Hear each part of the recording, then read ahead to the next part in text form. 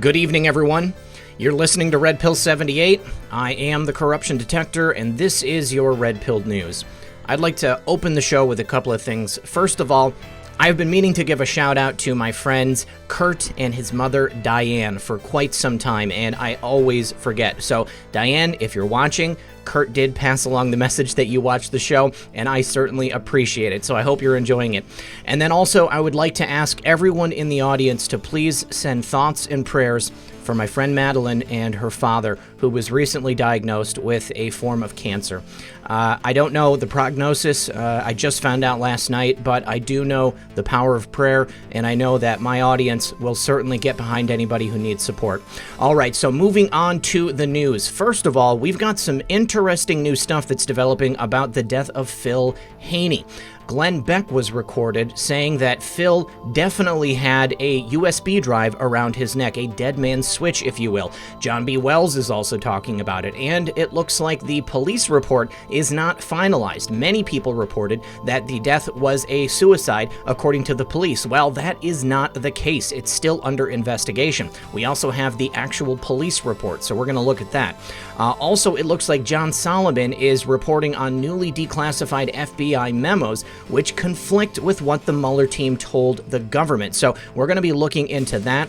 Also, COVID-19 is trending on Twitter right now, bigly, over 500,000 tweets here in the United States alone. And finally, Devin Nunes and House Republicans have announced possible criminal charges against Mueller, probably because of those newly declassified memos that have just been released. So please, everyone, do sit back, relax, grab your popcorn, and we'll be right back after a quick word from our sponsor. Well, friends, what can you say about gold right now? Well, you can say it's zooming ahead. It's up around 24% since this time last year, and it's been projected to reach between 1,600 or maybe even 2,000 according to CNBC. Now, keep in mind, all of this was before the COVID-19 outbreak in China. And with so much uncertainty at the moment, the stock market wobbling, gold in your IRA or 401k just makes sense. Why? Because it acts like a balance. If stocks fall, gold is there to be your safety net. You don't buy insurance as your house is burning down, you buy it before it happens, and the same is true with gold. You can get it now before the price rockets even farther into the stratosphere. This is the breakthrough that lots of people have been waiting years for, and it's fallen into your lap right at this moment. It's quick and easy to sort out, and Noble Gold does all the heavy lifting for you. So call them today, or call them right now at 877-646-5347 and get your insurance pinned down. And remember, when you support my sponsors, you support this channel. All right, guys, thanks for sticking around. First of all, today we are going to talk about a post from our favorite Anon, which was dropped last night on the board. Now, in that post, a link to a tweet from our good friend Nate Cain was included. Now, Nate appeared on my program on Saturday, but just 2 days before that, he also appeared on Bards of War, another great channel and Twitter account here on this platform. Now, in that interview with Bards of War, he revealed for the first time publicly that in the information he passed over to the Hipsy and to Devin Nunes' people was financial data relating to the financing of terror organizations here in the United States of America. That is huge news, and it brings a lot of pieces together. Now, the information in the post says, listen carefully. Think regarding why no arrests or justice yet. What if almost every critical position, senior, within the U.S. government apparatus was infiltrated? What must be done first? The swamp runs deep. Sleepers. Backgrounds are important. MB, meaning Muslim Brotherhood. List of in the news now names with known ties to Islam. This is not another 4-year election. Assumptions correct, package well received, known. So this right here is a direct answer to Nate Cain. Now, in his tweet, he says, here is the interview you've all been waiting for. In it, I share the details of what happened from start to finish and the aftermath. I pray it makes a difference. Now, in that interview, he talks about the fact that the financing information was included, and our favorite Anon replies directly to him saying, assumptions correct, package received. So I said here in my tweet that our favorite Anon just responded to Nate and told him directly that the info he passed was received. received. In this interview, as well as ours on Saturday night, Nate revealed for the first time that his intel included info on the financing of those organizations. MB is deeply entrenched in the U.S. government.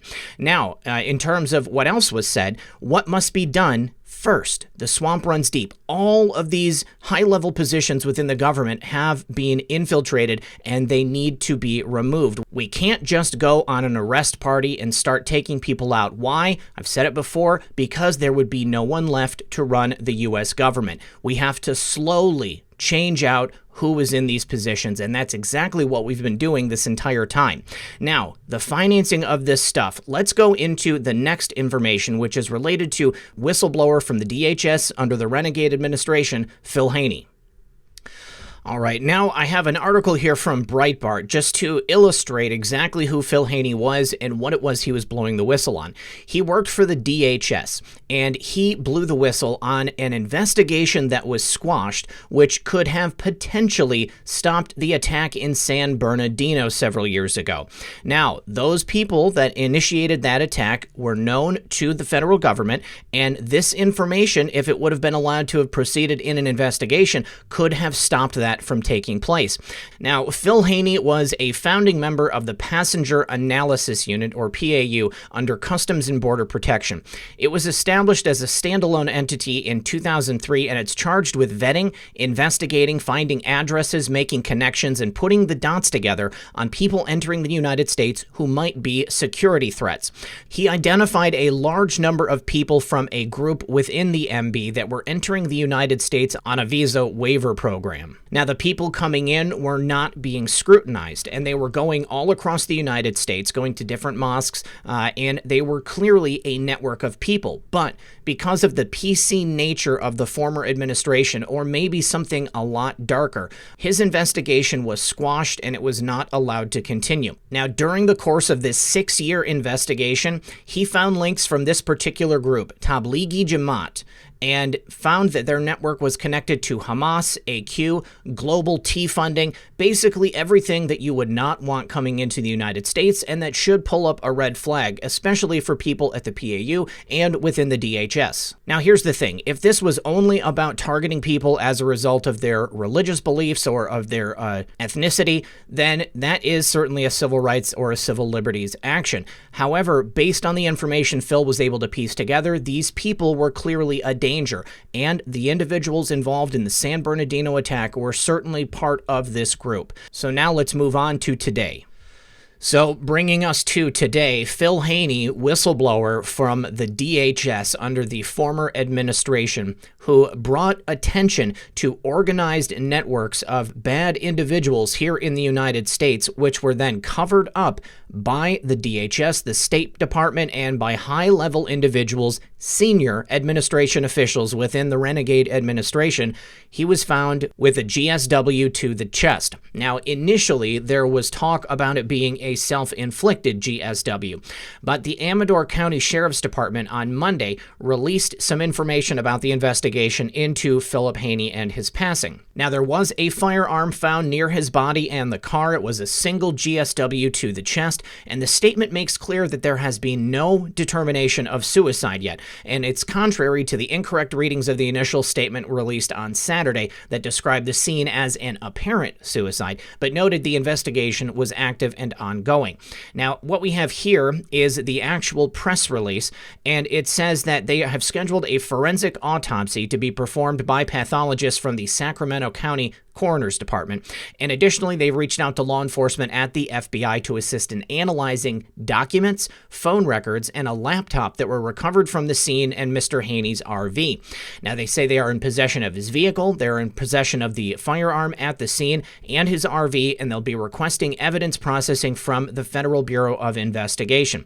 They've also talked to everyone in the RV park. They've spoken with many, many people who have been calling into the office to both give information and get information.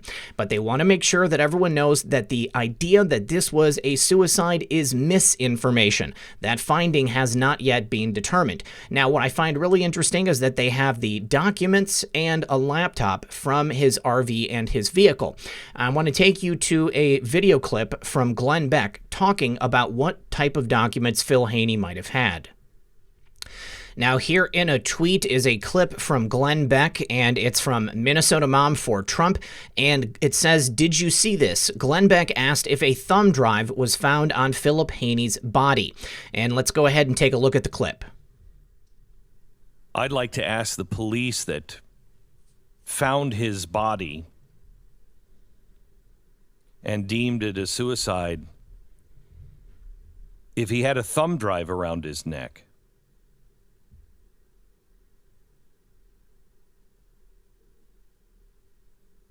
I hadn't seen Phil for probably a year, maybe 2 years.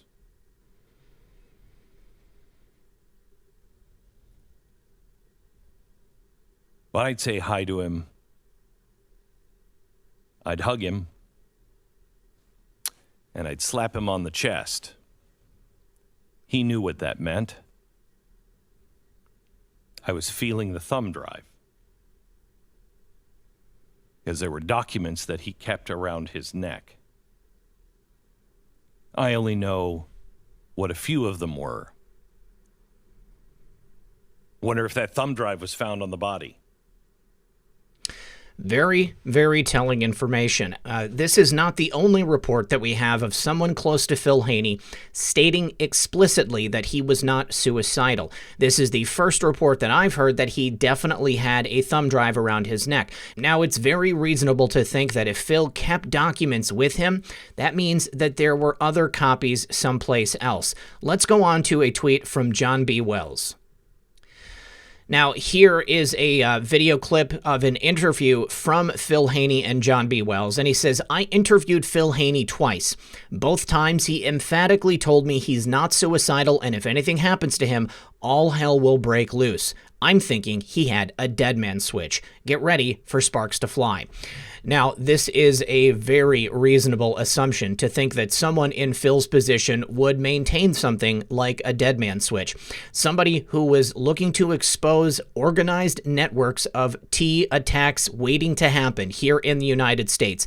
Now, this all ties back into the financial information that Nate Cain provided to the Hipsey and Devin Nunes's people. It looks to me like Phil and Nate were on different ends of the exact same investigation. And when you tie it together with the post from our favorite Anon last night, it also means that the Patriots and the White Hats are well aware of the infiltration within our own government and the organized efforts to bring these people in and use them to destabilize our country, or even worse. Now, before we move on to the next stories, I want to take you back to all of these posts that have to do with the MB. Going back to post 14, why hasn't the MB been classified as a T organization? Going to post 71, who has ties to the MB? Post 77, a repost of the same. Post 111, was the MB affiliated to any of these organizations? What faith does the MB represent? Post 121, why are immigrants important? MB, votes, attacks. Post 674, Awan, DWS, Pkwy Intel, MB. Going on to post 947, Iran next, RT days after, RT Kenya, no coincidences, track, important, MB, boom. And then post 1510, MB infiltration. That is what we have in our country right now, and that is what Phil Haney was working to uncover, and that is the same information that Nate Cain uncovered through financial records and that he passed on to the Hipsey and Devin Nunes's people, and now it's in the hands of the White Hats. Package received. Now, I said, what if they were planning something much worse? Well, post 3882 says, was Renegade leading an insurgency against the United States? There is a government document that is enclosed right here, and it says, insurgency is the organized use of subversion and violence to seize, nullify, or change political control of a region. I would say that that is a pretty accurate description of what happened here in the United States. The presidency of BHO began at noon Eastern Standard Time on January 20th, 2009 when B.O. was inaugurated as the 44th President of the United States. What country was the true intended target? Well, again, the idea that this was an insurgency led from within, and knowing what we've been told and what we have seen demonstrated by whistleblowers, I would say that an insurgency is exactly what we had here, and that predated the coup to remove President Trump. This shows you just how dangerous he is to these black hat people. President Trump is there to remove the insurgency, and that is what this movement itself is all about. Now, right here is that document itself, the U.S. Government Counterinsurgency Guide, published in January of 2009, right about the same time that 44 took office. Now, if we go down to the beginning here, it is talking about irregular warfare, counterinsurgencies, but named is Afghanistan and Iraq because those were the major global plays that we were involved in at the time. But since that inauguration, clearly it would appear that the counterinsurgency actually shifted from the Middle East to the United States of America, and this was the country that was looking to be subverted and dethroned. So this is an ironic document telling the government agencies how to deal with the counterinsurgency, probably while at the same time the actual tactics within this document were being used against us. And those are the kinds of things that were identified by Phil Haney and the money trail that was identified by Cain. Now, real quick, last-minute addition here to the show, post 3833, CNBC reporting that Disney CEO Bob Iger is set to step down, and Bob Chapek will be the CEO of Disney immediately. That was a quick transition. Now, we know that Bob Iger and Kathleen Kennedy destroyed the Star Wars franchise when Disney took it over, but I tend to think that this is a little bit deeper than that. Now, it says, breaking Disney CEO Bob Iger to step down. Many sources confirming now live on Fox 2. He's not CEO anymore, though, and is leaving earlier than his contract says he should. And our favorite Anon says the silent war continues. Was he fired or forced? Well, after all of the revelations of the last several years, and I think the American public gaining a much fuller understanding of what these black hats are willing to do to protect themselves and their own interests, John Solomon is now reporting on something that is perhaps not too surprising. Newly declassified FBI memos which directly conflict with the Mueller team's claims on the Papadopoulos sentencing memo. Now, these memos right here contradict court filings that Mueller's prosecutors made when asking a judge to sentence George Papadopoulos to prison.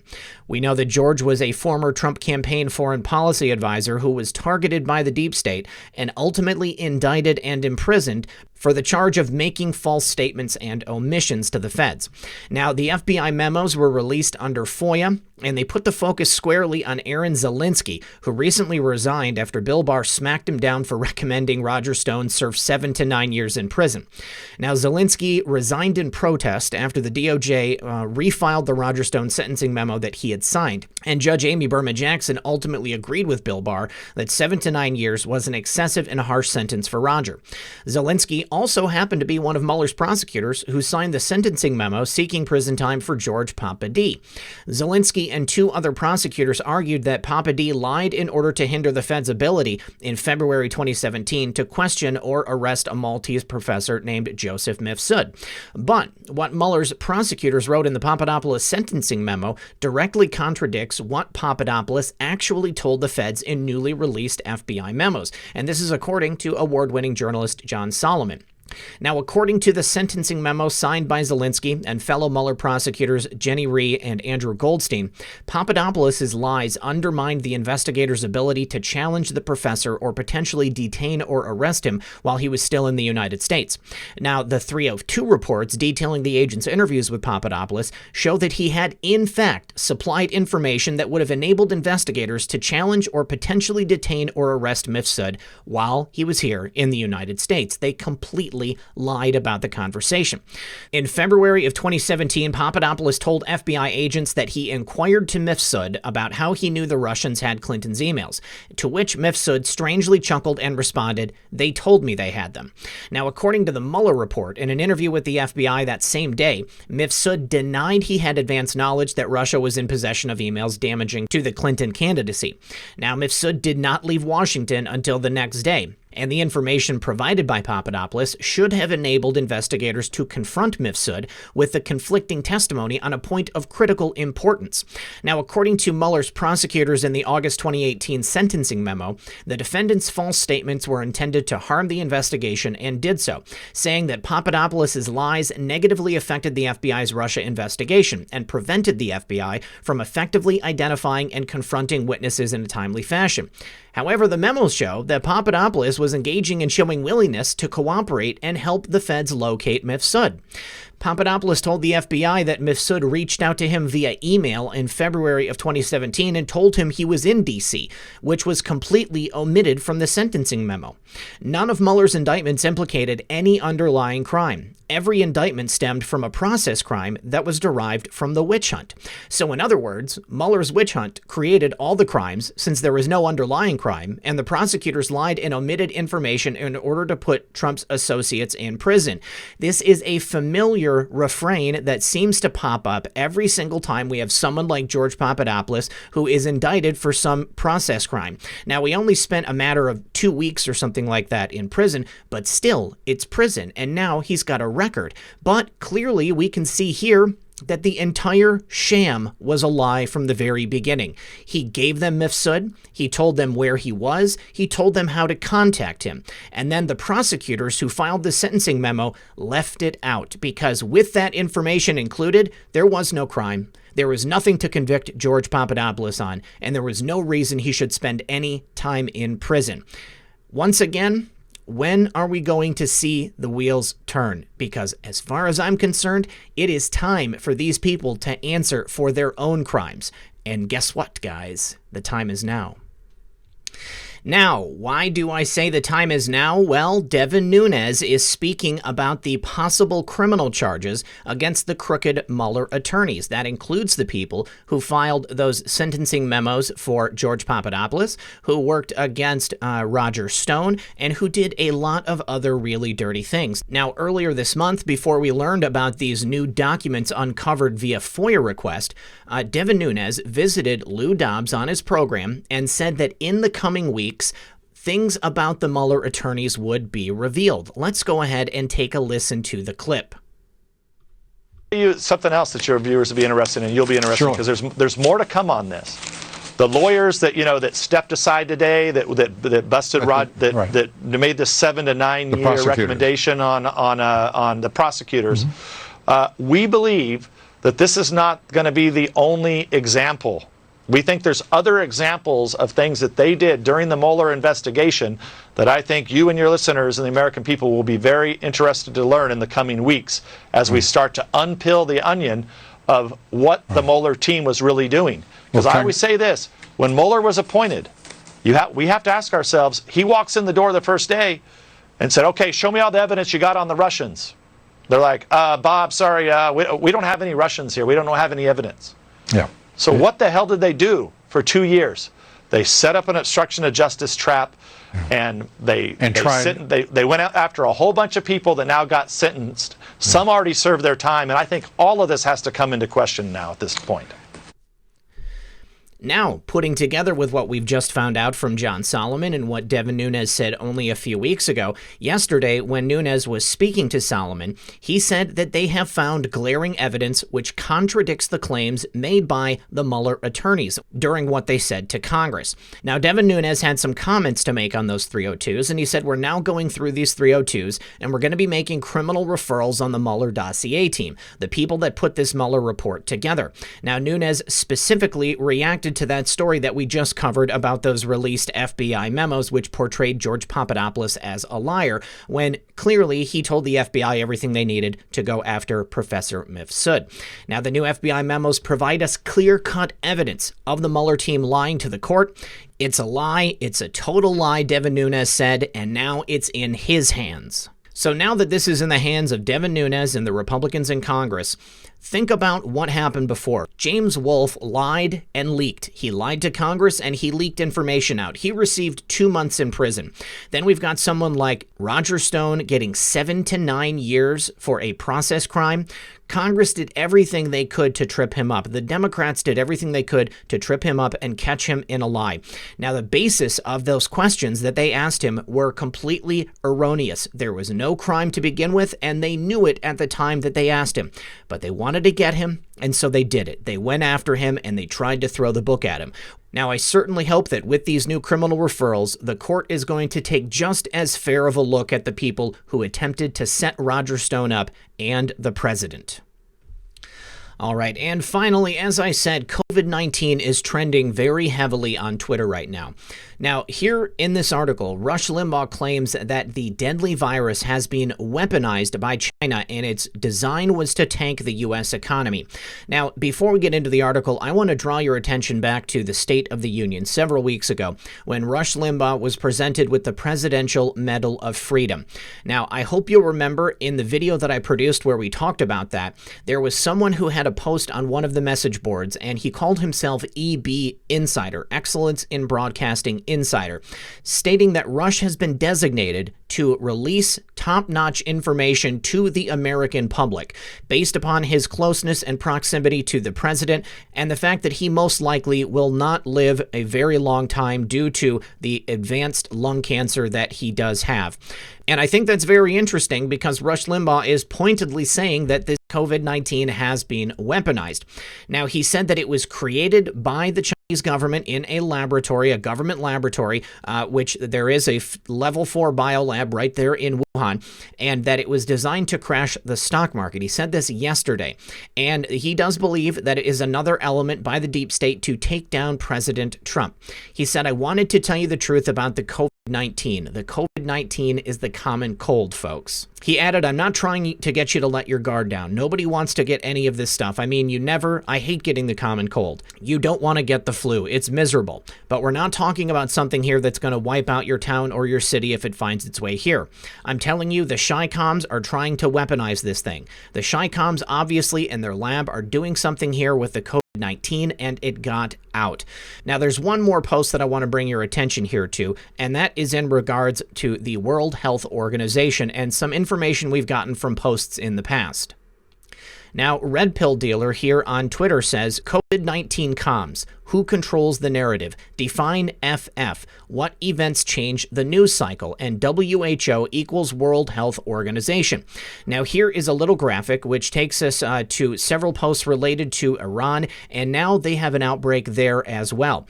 Now, in post 830, we were asked the question, who controls the narrative? And in capitals, WHO wrote the single censorship algorithm. Who controlled the algorithm? Who instructed them to deploy the algorithm? And then define FF. What events change the news cycle? Well, this COVID-19 outbreak certainly is changing the news cycle. And just want to draw your attention to the fact that the World Health Organization treats Bill Gates like a president, and you know who else is behind it is George S. Bill Gates and George S. are pulling the strings of the WHO. Now, keep in mind that this appears to be very dangerous, the way that it's being presented. Now, the toll on life, the toll on the economy appear to be fairly impactful, but the WHO has yet to declare this a pandemic. But if you look at the reporting, then it looks like this is pandemic status, and we've got people freaking out everywhere. We've got people very, very worried about what's going to happen. And clearly, we just saw the stock market drop by 1,000 points yesterday. I honestly haven't had a time to check yet to see if that has come back up, but as I said before, this very well could be weaponized. Now, I played around with some ideas. I want everybody to know that I do not think the White Hats injected this into the world so that we could basically just win a trade war. But the idea that a government is weaponizing it is very, very likely. Now, the question remains, just how bad is it? We don't really have it here. I certainly hope that it doesn't come here in the same way that it's come to Iran or that it's all over China at this point. In the meantime, all we can do is continue to sit back and watch. And as long as you are prepared, I don't think you have anything to worry about. Well, guys, after today's news, knowing that Devin and the boys are doing some work behind the scenes and that the corrupt Mueller attorneys are looking at paying for their crimes, I'm feeling really comfy about the whole situation. And especially after hearing that information from Rush. Yeah, I think it confirms everything that a lot of people have been thinking, but it also lets us know that things are not lost. It's not as bad as it looks. So, guys, just continue to stay prepared, watch your six, and have each other's backs. As always, this has been Red Pill 78. I am the Corruption Detector, and this was your Red Pill News. Good luck, everyone, and God bless. Hey guys, it's Red Pill. Just one more thing. I just want to say thank you so much to everyone who has taken the time to support this channel. If you'd like to see some ways that you can support the channel, you can always check the show notes in the pinned comment of this video below. Whether you like, whether you share, whether you make sure that your notifications are on, any way that you support this channel means so much to me. I could not be doing this without you, and I could not do it without your help. Without people like you, this channel would not exist, so thank you so much to everyone for all of their many means of support. Don't forget to check out the merchandise store that is also in the pinned comment, and I will see you guys next time.